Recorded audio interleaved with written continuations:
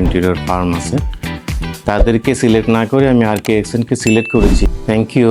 আরকে এক্সেন্টের সাথে পরিচয় হওয়ার পর থেকে প্রথম থেকে শুরু করে এই পর্যন্ত ওনাদের যে ইনপুট এবং ওনাদের যে এফোর্ট, যেটা আমাকে ভালো লেগেছে আমার কাছে। কারণ আমি কয়েকজনের সাথেই কথা বলেছি এর আগে, তাদেরকে সিলেক্ট না করে আমি আরকে এক্সেন্টকে সিলেক্ট করেছি।